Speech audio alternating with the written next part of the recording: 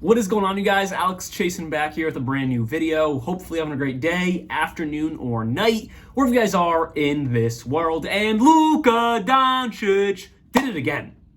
What a shot by Luka Doncic to put the Dallas Mavericks up 2-0 in the Western Conference Finals.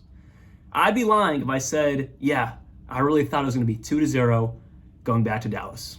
I thought it would maybe be a 1-1 split. Maybe the Timberwolves win both at home. But I never thought Dallas would be up 2-0 heading back to home court in Dallas.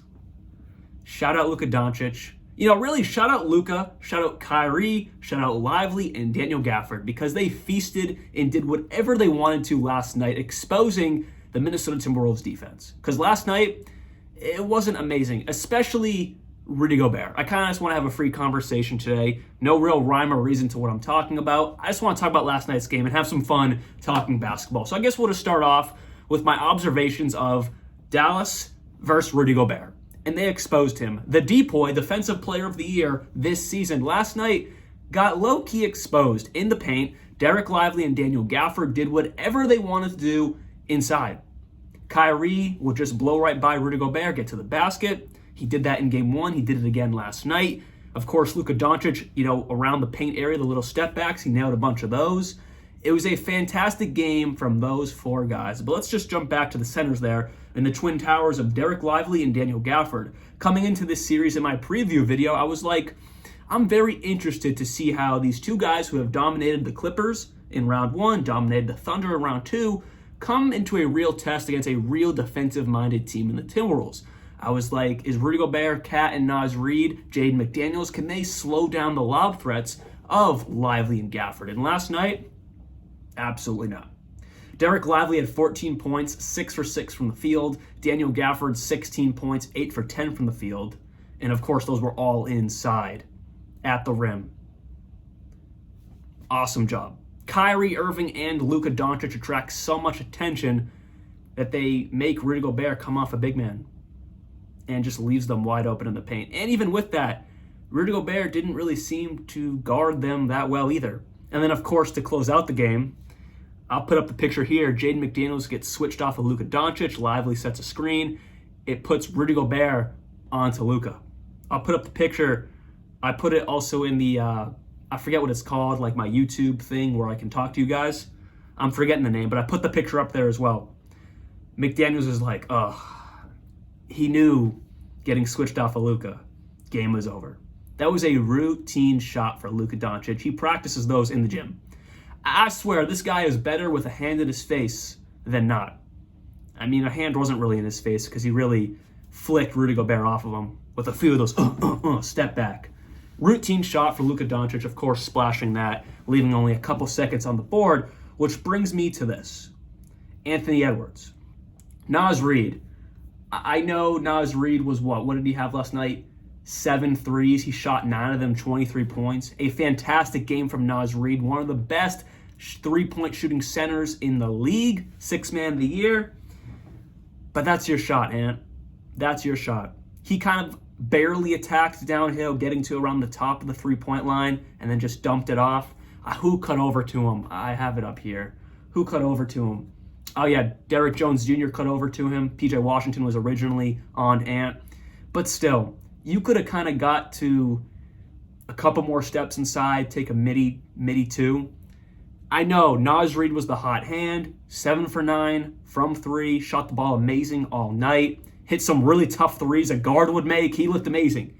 But in those final moments, and we've hyped Anthony Edwards up, I've done it myself to the nth degree, that's your shot. And I was a little disappointed he didn't do anything with it. Again, I know Derek Jones Jr. sagged off of Naz Reid, came for help defense with PJ Washington to get Ant. But there was a little bit of space there to get a few more steps. Derek Jones Jr. was kind of on your hip. There was a little bit of space there. And even so, I'd rather you take that shot. And I know Naz Reid was the hot hand, but it's still Naz Reid, which is super disrespectful to say because Naz Reid's the GOAT. But I don't know. I kind of wish Anthony Edwards took that shot. He's had a little bit of a cold streak since like game 6 in the Nuggets series. He's been a little bit not the same Anthony Edwards we saw the first round and then half of all or most of all last round as well. That said, though, he is a lot like Jason Tatum and his shooting struggles. He is affecting the game in other areas with 5 rebounds, 7 assists, 1 block last night for Anthony Edwards, 21 points. Gets the job done at the line, 9 for 10. So he is affecting the game in other areas. He's not just useless on the court when he's not shooting the ball great. 5 for 17 from the field, 2 for 7 from 3. I just wish he was a little bit more aggressive in the final moments. Overall, I thought he was relatively aggressive. Obviously, he got to the rack, took 10 free throws. But in the final moments, that's your shot. And if you look at the rest of the floor spacing here, you had Jaden McDaniels, who you could have kicked it to. Luka Doncic was there. But I'm not going to hate on it. I understand Naz Reid was the hot hand all night. I just wish, and maybe it's not Anthony Edwards' fault. Maybe Chris Finch and the coaching staff, because this was really a terrible run play. If you're running a play that gets Anthony Edwards double teamed, obviously you ultimately don't know exactly what the Dallas Mavericks are going to do on defense. But if you're running a play which didn't really look like much of a play, maybe it got botched and maybe the Dallas Mavericks figured it out and they had to do something on the fly. But, maybe I'm putting the wrong blame on Anthony Edwards. Maybe it's a Chris Finch thing that doesn't, get Anthony Edwards in a better position to shoot the ball. Because even though Anthony Edwards was 2 for 7 from 3 and wasn't shooting the ball great, hasn't shot the ball great in the past few games here, going back to the Nuggets series as well, I want Anthony Edwards taking that shot. Out of everyone on that court, they had McDaniels, they had Gobert, they had Mike Conley, Naz Reid, Anthony Edwards. It's Anthony Edwards I want with that shot because he's proven that he's capable of making those things. So I thought that was a little bit odd that he was so quick to dump it off. And he did that a few times on the back end of that game. Not necessarily to Naz Reid, but he dumped off a few aggressive takes where earlier in that game, again, he got to the free throw line 10 times. Not 10 times. He took 10 free throws, So 5 times. Quick math right there. But I was just a little bit disappointed in how that final play went for the Minnesota Timberwolves, and it cost them the game and maybe the series. They're down 2-0. And they're done at home for now. They're going to Dallas. So there's a little bit interesting there for the Minnesota Timberwolves. Also, Jaden McDaniels didn't have a great game, and I talked about this again in the series preview. When Jaden McDaniels has a good game, they usually win. I know they lost game 1, but he had a great game, and that was probably one of their first losses in this series, which just points to the fact that the Dallas Mavericks are playing great basketball.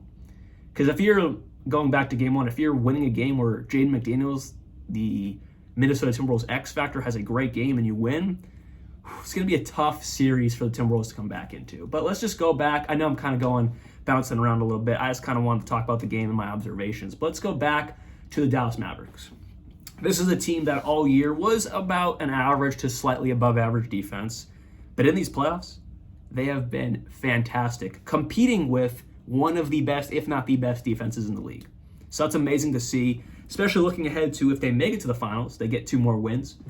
That's going to be a great thing to see versus the Boston Celtics or Pacers. But I don't know. At the time of filming this video, Halliburton hasn't been listed in or out, but I'm assuming Halliburton's done for a little bit. So I'm going to say the Boston Celtics are getting to the finals, even though we kind of knew that. And up 2-0, the Mavericks look like they have this series not in wraps, but they're very... This is different. I know the Minnesota Timberwolves came back from being down 3-2 last year against the Nuggets, but something feels different about this Dallas team. Coming into the playoffs, I would have not said the Mavericks would be better than the Nuggets in the playoffs, but they have been, and I don't see where the Mavericks blow this. Timberwolves are going to need a game or 2. I believe that, but I don't see a way where the Mavericks blow this. I am so confident in how I've been seeing this team play that I think it's going to be a Mavericks-Celtics finals. I know that has nothing to do with this video, but I'm kind of just free talking it. The Mavericks they look to have, they're just having so much fun on the court. And then Kyrie Irving, in game 1, he was 0 for 3 from 3. Last night, he was 4 for 7. I mean, things are just continuously starting to roll for this Mavericks team in the right direction. Struggled a little bit in game 1, won that game. Game 2, they were down 60-48 at halftime, ultimately come back, win this ball game. Derek Lively and Daniel Gafford exposed Defensive Player of the Year, Rudy Gobert. Things are rolling in the right direction. And that's on top of that, a great defensive game, like I was saying. PJ Washington, 1 steal, 2 blocks. Derek Jones Jr., 2 steals. Daniel Gafford defending that paint with 5 blocks. So I'm not going to sit here and say it's over, because if you look at the other side, they still got Anthony Edwards, who could come back and pop off any day now. They still have a loaded roster with great coaching and Chris Finch, but something needs to change. Because when your interior defense gets exposed, which was great all season, that's a cause for concern. And then on top of that, your main star in Anthony Edwards didn't look overly aggressive in the final minutes. That's a cause for concern. And he's not shooting the ball great. Again, he's still affecting the game in other areas. But there's a little bit of concern there if you're a Timberwolves fan. I mean, obviously, because you're playing two of the greatest playoff performers in the modern NBA in Luka Doncic and Kyrie Irving. One of them is a proven champion, hitting a clutch shot in the 2016 finals. And then, of course, Luka hasn't got to the finals yet, but he's had clutch moments all throughout his career in the playoffs. So only missing the playoffs twice, by the way, last year and then his rookie year, I believe. Other than that, he's been in the playoffs, making it to the conference finals before. So he's been here before, and he's ready to get to those finals. And his energy last night when he hit that shot on Rudy Gobert, you could just feel it. It was awesome. I'm no major Luka fan. He's awesome. I think he's the second best player in this league, maybe first, seeing how far they go right now. But I love his energy. It's awesome to see. So hopefully you guys did enjoy this video. I'll be back very, very soon. And like always, peace out.